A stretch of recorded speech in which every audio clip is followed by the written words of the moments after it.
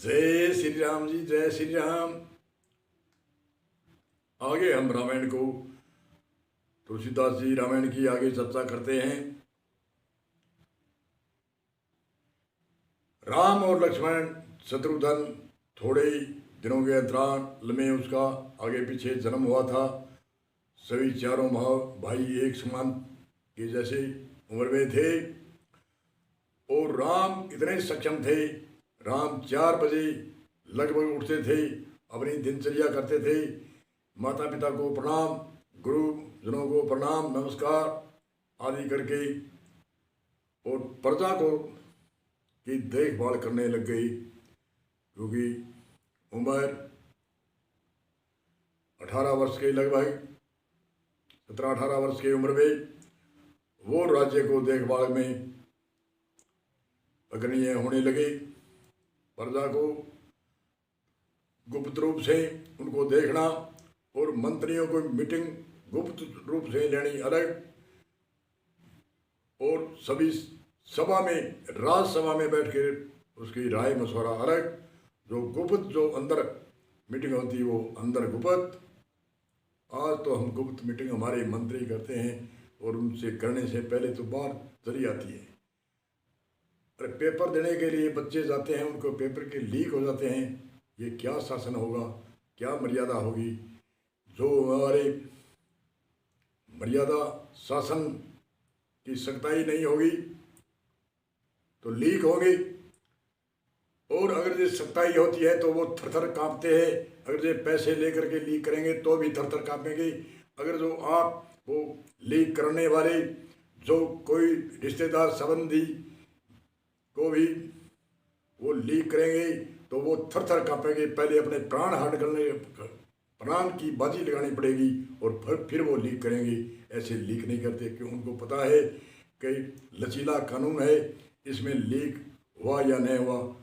तो इसलिए उस राम राज्य में ऐसे लचीले कानून नहीं थे, इसलिए उसको राम राज्य कहते हैं। उसको कानून सख्त था।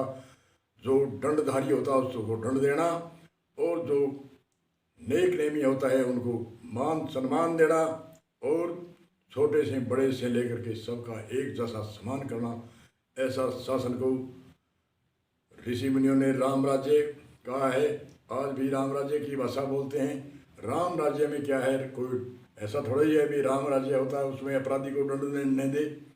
राम राज्य होता है उसमें उग्रवाद को कुछ भी नहीं कहे।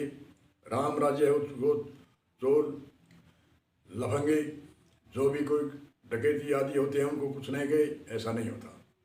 राजा का अर्थ ही होता है अपराधी को दंड देना और दंड की कानून सख्त होना। इसलिए राम राज्य, राम देखभाल करने लगे और दशरथ को मालूम हुआ कि राम को राज्य देंगे तो कोई अब हलचल नहीं होगी। तो मैं बूढ़ा हो गया हूँ, दशरथ की ये भावना हुई, और बूढ़े होने से प्रेरणा दे सकता हूँ, इतनी हिम्मत नहीं। राम नौजवान है और सक्षम भी है, 14 विद्या नादान है, सभी विद्या जानते हैं और प्रजा की अच्छी देखभाल करते हैं। उनकी प्रशंसा दे करके, उनकी देखभाल, उनकी राम के कार्य को देख करके, और अच्छे बड़े आदमियों को नमस्कार प्रणाम, गुरुजनों को नमस्कार प्रणाम, और मर्यादा में कायम। ऐसे पुत्र को देख करके राम ने राज्य देने की भावना करी। और अपने गुरु, जो गुरुकुल में वशिष्ठ जी एक गुरु बड़े विद्वान ऋषि मुनि थे, वशिष्ठ मुनि कहते हैं उनको, कर्दम ऋषि की पुत्री थी, उनको शादी की हुई, बढ़िया उनकी स्त्री थी, वह भी बड़ी धार्मिक स्त्री, पतिव्रता स्त्री। कर्दम ऋषि के पुत्री थी, बहुत ही अच्छी। तो वशिष्ठ जी से निवेदन किया दशरथ ने कि अब मैं राम राज्य देता हूँ, मेरा शरीर अब बूढ़ा हो गया है, वृद्ध हो गया हूँ। तो वशिष्ठ जी ने जो भी विधि विधान से राम को राज्य देने की घोषणा करी। उस समय 3 भाई तो यहाँ पर थे, चौथा भरत ननियाल में था।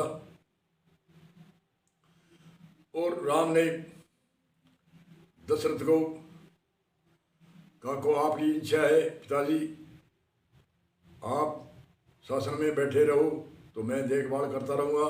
राम ने वशिष्ठ जी ने कहा आपको राम राज्य मेरे हाथों से मैं वर्द हो गया हूँ, कब प्राण पखेरु उड़ सकते हैं। वशिष्ठ जी गुरु जी भी हमारे विद्वान है, ऋषि मुनि कायम है, इनके हाथ से आपके मैं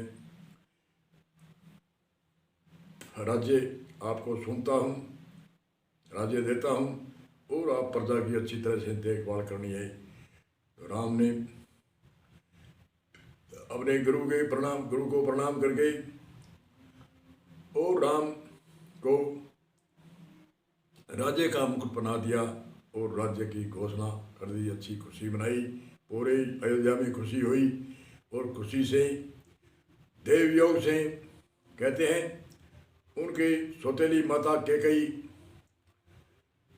उस टाइम में तो नहीं थी, और कैसे भी हो सभी टीका टिप्पणी ज़्यादा लंबी करने की जरूरी नहीं है। सभी जानते हैं कि कैकेयी एक बांदी थी, उनके कहने से, एक चुगली होने से, और कैकेयी को एक बार बार चुगली की एक पेटी कल कराया और कैकेयी ने दशरथ से वचन मांग करके और उन्होंने कहा राम को वनवास 14 वर्ष को और मेरे पुत्र भरत को राज्य देना होगा।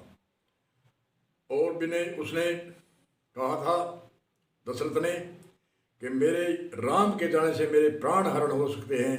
तो कैकेयी ने कहा कोई बात नहीं, आपके प्राण हरण हुए तो हो सकते हैं, परंतु मैं इतना हट करती हूँ कि राम को 14 वर्ष का वनवास और भरत को राज्य तिलक होना चाहिए।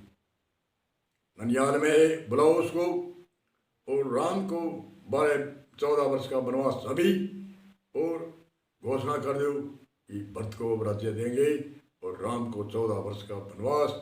और दशरथ ने बार बार कहा मेरे प्राण निकल सकते हैं, मेरे प्राण पखेरु उड़ सकते हैं राम के बिना, और राम 14 वर्ष के वनवास में जाएगा तो मेरे प्राण पखेरु नहीं रहेंगे। तो कैकेयी ने कहा कोई बात नहीं, न रहे तो न रहे, मेरी जिद है, आपकी मृत्यु हो चाहे कैसी भी हो, मेरे भरत को राज्य मिलना चाहिए और राम को वनवास मिलना चाहिए। ये मैं आपसे कहती हूँ, मारो तो ठीक, नहीं इसमें मेरा प्राण हरण करती हूँ। ऐसे वैसे कुछ कैसे भी कहा, परंतु इसकी गाथा आगे करेंगे। अब यहीं विराम देते हैं। इनका एक सटीक उत्तर, एक बड़ा उदाहरण सटीक देंगे अगले सूत्र में।